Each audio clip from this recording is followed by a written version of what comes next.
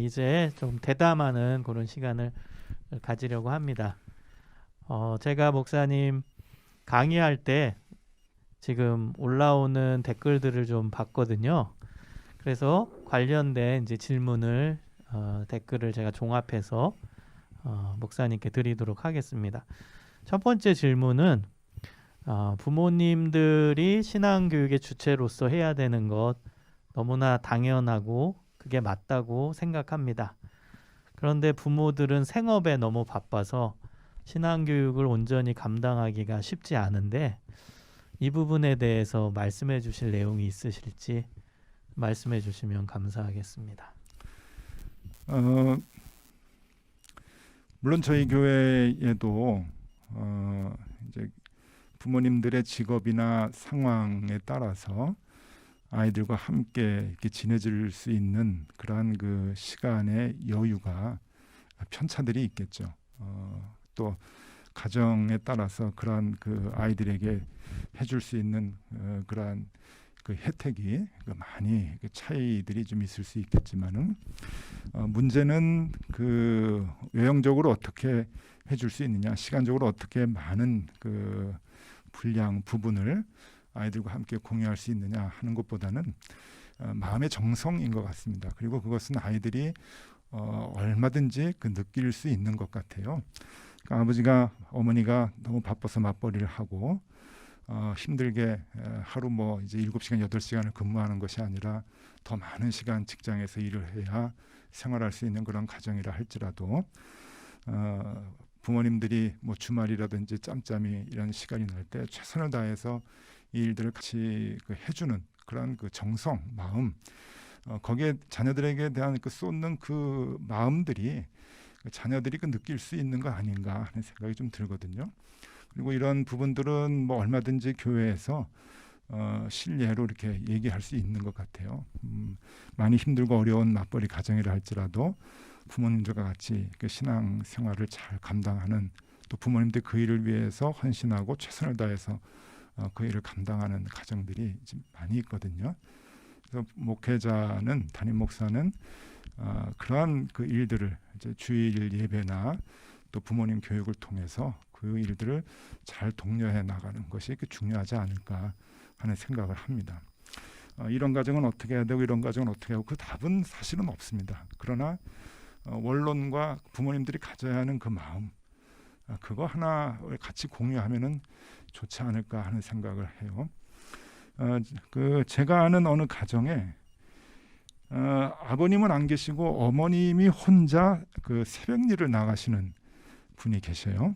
근데 자녀가 조금 많은데 4명이 있고, 아이들은, 큰 애들은 크고 작은 애는 이제 그 한 초등학교 2학년, 3학년 그렇게 이제 그 저학년 아이인데 어머니가 그래도 이제 돈을 벌러 나가야 되니까 그 쉬운 일이 아니거든요. 근데 이제 어머니가 그 나가기 전에 아침에 이제 아이들이 잘 때 그 기도를 합니다. 하나님 앞에 이제 기도를 하는데 얼마나 힘들고 어렵겠어요. 어떨 때는 눈물을 흘리면서 헉헉거리고 이제 기도를 하는데 아이가 나중에 얘기를 해요. 엄마가 눈물을 흘리면서 기도를 하는 모습이 그땐 자기가 이제 자는 척을 했는데 그 모습 하나가 자기를 평생 신앙으로 이렇게 붙들어줬다.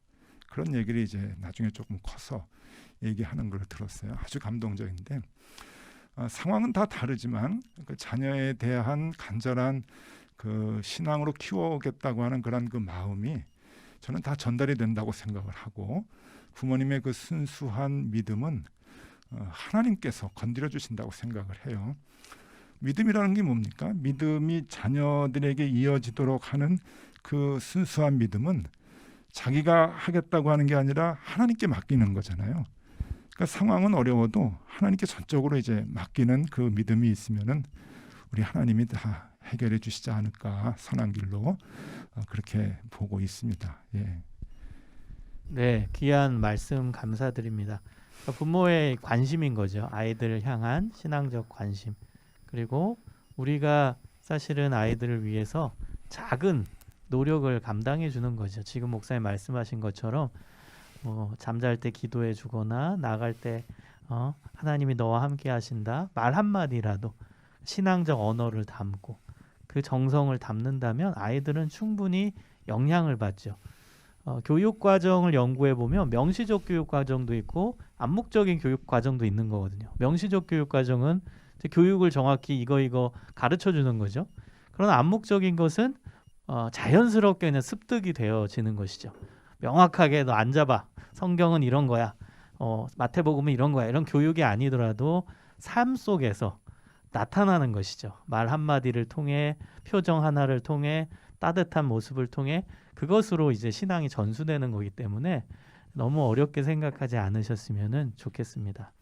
자, 목사님 또 이제 두 번째 질문이 올라와 있는데요. 두 번째는 저도 이제 여러 군데 강의를 가보면 제일 많이 하는 질문 중에 하나입니다. 그것은 부모님들 중에서 교회 안 나오는 부모님들이 있을 텐데 그 자녀들은 어떻게 그러면 교육을 해야 될까요? 네.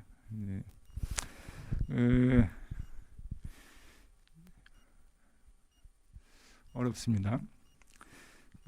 저희 아내가 이제 그러한 그 상황에 그 청소년기를 이제 보냈어요. 그러니까 집에서 지금은 뭐 그런 일들이 많지 않은데 옛날에는 동네에서 뭐 교회 가자 그러면 애들은 부모님과 관계없이 다 교회를 다녔던 그러한 그 시절이 있었죠.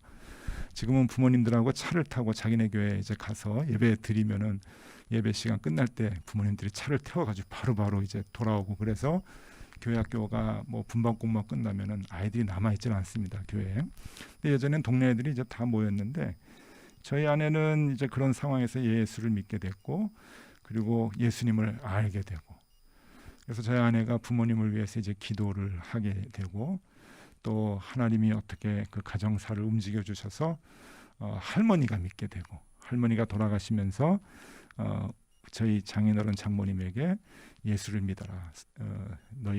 너희 자녀가 믿는 그 예수를 믿어라. 그러고서 이제 돌아가시고 그래서 이제 예수를 믿게 되는 이제 그러한 그 상황이었어요. 저희 아내의 가정이. 저는 지금도 이제 그런 일들은 얼마든지 일어날 수 있다고 보고 또 그런 일들이 또 우리 주변에서 많이 일어나야 된다고 생각을 하거든요. 그래서 그 온라인 교육은 무엇보다 중요하다고 생각을 합니다. 제가 오늘 우리 그 김상준 교수님의 오프닝 강의를 들으면서 저 온라인은 너무 좋다 하는 생각이 들었는데 앞으로 이제 저는 관심이 이제 믿음의 대로 어떻게 있게 해 나갈 것이냐라고 하는 것을 이제 교육의 주체를 교사에서 이제 가정의 부모로 이렇게 이제 옮기는 거기에 대해서 이제 관심을 많이 갖게 되는데 오프라인도 계속 이제 활용을 하고 소중히 생각을 하면서 교회 학교의 전도사님이나 선생님의 역할도 예전과 다르지 않는 중요한 비중들을 계속 가지고 있어야 되겠죠. 그래서 오프라인이 이젠 없어지고 온라인만 돼야 된다 하는 것이 아니라 이 양쪽이 다 살아나서 그러한 일들이 이제 똑같이 이제 회복이 되는 것이 중요하다고 생각을 합니다. 부모님이 믿지 않는 아이들의 이 그 자녀들은 부모님들이 해결해 줄 수 없는 것이죠. 그럴 때는 오프라인에서의 그 교회에서의 역할, 예배와 훈련과 교육 이런 것에 대한 모든 그 것들이 보다도 중요하게 작용이 될 수 있었고요. 그 혜택을 받았던 우리 아내의 가정의 그 변화되는 모습이 오늘날에도 그런 비슷한 자녀 아이들의 가정에서 일어나야 된다고 생각을 합니다. 교회학교 교사와 그 예배 활동 모든 활동의 중요성이 거기에서 강조돼야 된다고 생각을 합니다. 네, 목사님 너무 정확한 명답을 말씀해 주신 것 같습니다. 가정교육 너무너무 중요한데 교회 교육도 당연히 중요합니다. 여러분이 저희들의 오늘 강의를 들으시면서 다 일관된 걸 느끼실 거예요. 근데 부모 교육, 가정 교육이 중요해요. 그렇다고 교회 교육이 소중하지 않다, 이제는 역할이 중요하지 않다, 이런 의미 절대 아닌 거 아시죠? 지금 질문 같은 경우는 교회에 부모님이 다니지 않는 경우에는 더더욱 교회학교 교사, 교육자 역할이 더더욱 중요한 것이죠. 그분들이 이제 부모 역할을 해주셔야만 하는 것이죠. 그래서 여러분이 가정교육을 강조한다고 교회 교육을 지금 약화시키는 얘기가 아닙니다. 같이 상생하고 지금은 교회와 가정이 연계되는 교육을 얘기하고 있는 것이기 때문에 여러분이 그 부분에 중요한 중심축을 가지고 교회 교육을 고민하셨으면 좋겠습니다. 자, 세 번째 이제 또 질문이 올라와 있는데요. 세 번째 질문은 제가 이제 나름대로 해석해서 조금 변형해서 질문을 드리면 가정과 교회와 이제 학교까지 이제 연계하는 교육이 중요하고 또 그 부분에 대한 관심을 이제 가지고 계신 것 같아요. 질문자가. 목사님은 대안학교에 대해서 관심이 있으신지 대안학교가 하나의 답이 되지 않을까요? 이런 질문입니다. 네. 대안학교에 대한 관심을 갖고 있는 정도가 아니고요. 지금 대안학교의 이사장을 하고 있습니다. 제가 높은 뜻 덕서교회인데요. 높은 뜻 교회들이 연합해서 천안에 대안학교를 세웠죠. 벌써 한 9년 전입니다. 높은 뜻 시아스쿨이라고 이제 세웠는데 지금 거기에 제가 대표자로 있고 이제 이사장으로 이제 있는데요.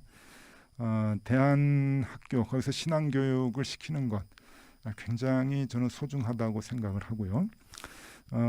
그 사학법에 대해서 얼마나 알고 계시는지 잘 모르겠지만 아직까지는 그 사학법에 의하면 학교에서 재정적인 지원을 받으면 커리큘럼에 대해서도 몇 가지 선택을 해서 가르쳐야 됩니다. 그러니까 이제 그 기독교 대안학교들은 고민이 있어요. 이 대안학교를 운영하는 것이 선생님들의 월급도 줘야 되고 하기 때문에 또 등록금은 낮아야 되고 이런 거기에서 이제 운영을 해야 되는 고민들이 늘 이제 끊임없이 일어나는데 학교에서 조금 정부로부터 조금 지원을 받으면 문제가 금방 해결이 되거든요.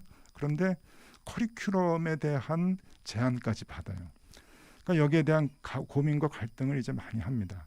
그래서 천안에 있는 그 높은 뜻 시아스쿨은 아직 그 정부로부터 재정적인 지원을 받지 않고 우리가 신앙의 커리큘럼을 갖고 이제 하려고 발버둥 치고 있죠. 아직까지는요. 버텨보고 뭐 견디고 이제 그러는데 그것이 이제 이 아이들에게 어떻게 하면은 최적의 신앙 교육을 시킬까라고 하는 그런 고민에서부터 이제 나온 겁니다. 저는 대안학교에 대한 그 관심이 많이 있고요. 그리고 이 대안학교법이 최근에 이제 좀 바뀌었어요. 이제 정부에 등록하는 것이 조금 수월해지고 그렇다고 이제 간섭받는 뭐 그런 건 아닌데 그냥 재정적인 상황만 홈페이지나 이런 데 이제 오픈을 하고 이 정도의 선에서 굉장히 좀 자율성을 갖게 돼서 아주 반길 만한 그런 그 법 개정인데 조금 상황들이 계속 좋아지고 있을 겁니다. 그래서 기독교 교육을 위한 대안학교들이 앞으로 그 역할을 좀 더 잘할 수 있지 않을까 하는 생각을 합니다. 네, 답변 감사합니다. 여러분 궁금하신 게 참 많으신 것 같아요. 그래서 시간이 되는 데까지 이렇게 질문을 받고 또 계속 나누도록 할 텐데요. 몇 개 질문을 제가 종합해서 또 목사님께 질문을 드리겠습니다. 부모 교육도 중요하고 또 교사 교육도 중요한데 부모 교육과 교사 교육을 좀 이렇게 힌트를 얻을 수 있는 좀 책 좀 소개해 주세요. 혹은 뭐 세미나나 훈련이 있으면 알려주시면 감사하겠습니다. 이런 질문입니다. 네, 여기에 대한 답변은 제가 강의 제일 먼저 강의라고도 하기 좀 그렇죠. 예, 그냥 기조 발언을 할 때 제일 먼저 말씀드렸던 그 말씀대로 제가 기독교 교육학에 대해서 잘 알지 못합니다. 반면에 이제 우리 그 교수님이나 그리고 제 뒤에 이제 전문적으로 기독교 교육 교회에서 교회 교육을 맡는 분들이 나오셔서 강의도 해주시고 또 노하우에 대한 방법론까지도 이제 얘기해 주실 텐데 저는 그 강의가 오늘 더 소중하다고 생각이 들거든요. 그때 아마 이런 얘기들을 조금 답을 더 정확하게 주시지 않을까 싶습니다. 실질적으로 여러분들이 교회 학교에서 아이들을 위해서 도움이 되는 그러한 그 참고가 되는 도서들 이런 것들을 많이 좀 소개해 주시지 않을까 그렇게 생각이 듭니다. 예. 네. 그럼 이게 제일 정확한 답변이죠? 네. 그러면 가벼운 질문 연결해서 드릴게요. 그럼 요즘 읽고 계시는 책 한 권 추천해 주십시오. 요즘 읽고 있는 책이요. 요새는 글쎄요. 제가 뭐라 그럴까요? 그냥 딱 한 권 이렇게 머리에 떠오르는 게 이제 없는데 그 독서에 대해서 조금 이렇게 다양하게 이렇게 보는 편이거든요. 근데 요새는 그 유현진 교수님의 그 공간에 대한 이야기 책을 이제 한 권씩 다 이제 보는 입장인데 그 앞으로 교회 공간에 대한 변화가 코로나 시대와 그 이후에 이제 굉장히 많이 우리에게 그 변화를 주겠다 하는 그 생각을 하면서 이제 읽고 그다음에 이 교회의 신앙이라고 하는 것이 교회 공간 구조하고 어떻게 관계가 돼 있나 이런 것에 대한 그 시각을 줘가지고 굉장히 좀 흥미있게 그 보고 있었는데요. 그 책이 유익하는 마음이 좀 드네요. 근데 교육하고는 조금 관계는 없는 것 같은데 죄송합니다. 네. 네, 여기 뭐 목회자분들이 많이 들어와 계셔서요. 아주 유익한 답이라고 생각을 합니다. 교회 공간에 대한 지금 고민들을 하셔야 될 때이기 때문에 목사님께서 적절한 또 답을 해주신 것 같습니다. 또 가벼운 질문 하나가 올라와 있습니다. 담임 목사님으로서 코로나 시대를 겪으면서 가장 마음이 어려웠던 경험 있으면 나눠달라는 질문입니다. 네, 이거는 뭐 분명한 답이 모든 목사님들에게 다 있으신 것 같아요. 그것은 교인 중에서 경제적으로 굉장히 어려움을 당하는 분들이 이제 생겨나면서 마음이 많이 아프죠. 교회 공동체인데 옛날에 뭐 그런 말 있지 않습니까? 그 고무신 그 파는 분하고 뭐 남학신 파는 분하고 두 자녀가 있으면은 비 올 때, 해 날 때 뭐 웃을 수도 없고 울을 수도 없고 하는 이제 그런 그 부분들이 좀 있는데 교회도 마찬가지인 것 같아요. 코로나 기간 동안에 분명히 사업이 잘 되는 분들이 또 계십니다. 근데 어려움을 당하는 분들이 더 많으시죠. 소상공인 그리고 자영업자들은 사회에서도 연실 지금 힘들고 어려운 시기를 보내고 있다고 얘기하는데 실제적으로 교회에서도 많이 힘들고 어려운 분들이 이제 계시죠. 그럴 때는 목사로서의 마음이 많이 아픕니다. 저희 교회 얘기를 좀 해드리면은 저희는 12월에 당회에 이제 그 장로님들이 아주 기쁜 결정을 하나 해주셨습니다. 이건 자랑입니다. 자랑이고 다른 교회도 좀 많이 했으면 좋겠다는 생각으로 이제 말씀을 조심스럽게 이제 드리는데 교회가 헌금이 뭐 넘치게 들어오진 않았죠. 그런 교회들은 많지 않습니다. 그냥 90% 이상만 올해 예산 잡은 거에 헌금이 들어와도 굉장히 참 그 교회가 열심히 교인들이 헌금을 했다. 그 정도로 생각할 정도이니까 대부분 뭐 20% 30% 이렇게 뭐 적자고 이제 그렇습니다. 그러니까 참 많이 힘들죠. 그런데 교회는 행사도 그만큼 안 했기 때문에 그렇게 많은 적자는 보지 않습니다. 교회들마다 대부분 좀 그래요. 저희는 그 100% 예산이 다 들어오진 않았지만 한 해 동안 모든 행사들을 대부분 안 했기 때문에 예산이 조금 많이 남았습니다. 그래서 장로님들이 그 남은 예산을 어떻게 할 것이냐 생각을 하고 고민을 하시다가 교회에 어려움 당하신 분들에게 신청을 받아서 재난지원금으로 돌려드리고자 그렇게 이제 결정을 했어요. 그래서 그 많은 액수는 아니지만 한 50가정 신청을 받아서 저희가 이제 일정액을 한 3개월 동안 계속해서 생활비로 드리는 그런 그 기획을 하고 그걸 지금 실천 중에 있습니다. 제일 마음이 아픈 것은 그 부분인 것 같아요. 같이 힘들어 경제적으로 어려워서 굉장히 그 고통받는 그러한 지체들이 우리 공동체 안에 있다는 것. 근데 이 고통과 고민, 이 아픔은 여러분 아까도 그랬잖아요. 이 모든 것은 다 본질이 회복되는 또 소망이 있다고. 또 장로님들이 이렇게 그 여유가 있는 예산을 재난지원금으로 교인들을 위해서 쓰자고 결정을 해주시고 또 그것을 이렇게 실천을 해나갈 때 이게 사도행전의 교회가 회복이 되는 거 아닌가 하는 그러한 그 기쁨의 생각도 해보게 되는 것이죠. 우리가 사도행전 2장과 4장 마지막 부분에 유유상통하는 그러한 그 모습까지는 못 간다 할지라도 우리 같은 한 형제다, 한 지체다라고 생각을 하면서 함께 헌금을 나눌 수 있는 그러한 교회가 됐다는 것에 대해서 참 소망이 있고 또 이러한 교회들이 좀 많아지면 좋겠다는 그런 생각을 좀 해봅니다. 네, 감사합니다. 이제 거의 시간이 돼서 연결된 마지막 질문을 드릴게요. 올라오신 이제 질문을 보니까 아까 공간에 대한 책을 소개해 주셨더니 이런 질문이 있습니다. 그럼 지금 이 시대에 또 공간을 또 공유하는 부분이 한국 교회에서 있어야 되지 않을까? 그러면 이제 교회 공간을 어떻게 또 누구와 공유하면 좋을지 이 부분에 대해서도 한번 생각 있으시면 나눠주시면 감사하겠습니다. 네, 일단 우리 교회는 이제 예전부터 이 공간에 대해서 조금 생각이 기존의 교회하고는 조금 달랐습니다. 그래서 학교와 공간을 함께 쓰는 그런 그 교회죠. 높은 뜻 교회들이 대부분 이제 그렇습니다. 그래서 그 한정된 교회에서 신앙 교육을 하는 그런 그 생각을 하지 않고 이 높은 뜻 교회가 2001년도에 시작을 했는데 2001년도에 숭의여자대학을 빌리면서 이제 시작을 하면서 말로는 이제 숭의여자대학 강당에서 이제 그 예배를 드리지만은 강당만 쓰는 게 아니죠. 교회 학교는 교실을 이제 다 쓰게 되니까 대부분 지금도 높은 뜻 교회들이 학교의 강당을 빌려서 예배를 드리지만 교실이나 그 작은 다른 공간들까지도 다 함께 학교하고 공유를 하면서 이제 예배를 드리고 좀 그래요.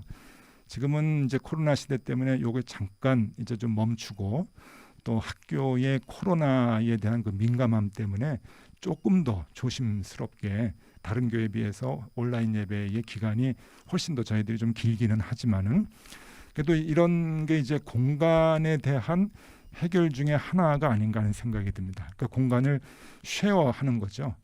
학교는 주중에 공간이 필요하고 주일에는 공간이 필요 없는데 교회는 거꾸로 주일에 공간이 더 많이 필요하고 주중에 공간이 이렇게 필요하지 않습니다. 그래서 이것을 같이 이렇게 쉐어를 하는 것을 20년 전부터 지금까지 해왔고 많은 효과를 이제 얻게 되었죠. 팬데믹 시대에는 이 공간에 대한 생각이 조금은 그 결이 좀 다르긴 합니다. 다르긴 한데 저는 그 같은 그 답을 좀 얻을 수 있다고 생각을 하거든요. 그것은 우리가 한 자리에 다 모일 수 있는 기회가 다시 찾아올 수 있을까?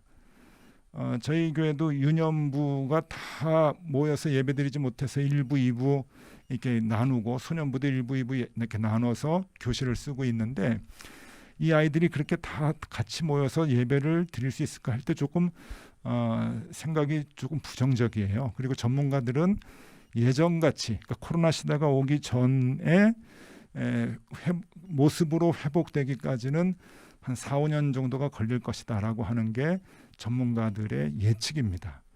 그러니까 그 전까지는 이제 온라인으로 예배드리는 친구들, 오프라인으로 예배드리는 친구들이 공유한다는 거겠죠.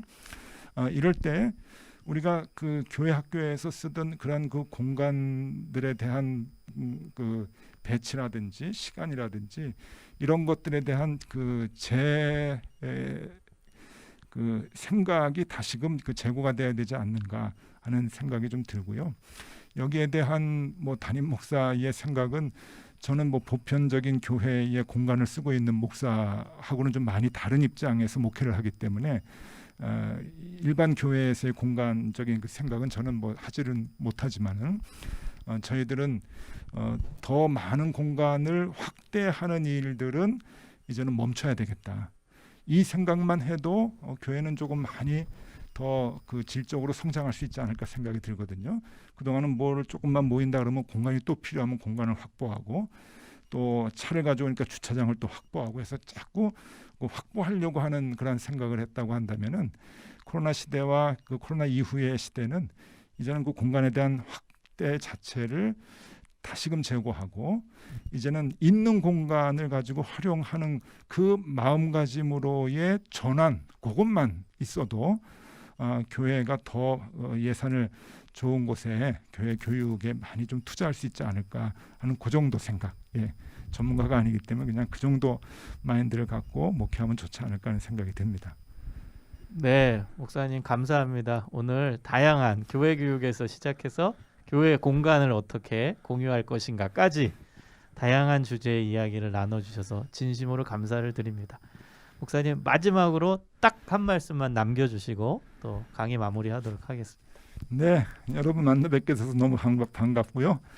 제가 뭐 여러 군데 가서 설교도 하고 강의도 해보고 그랬지만은 오늘이 제일 힘들지 않았나 하는 생각이 좀 듭니다.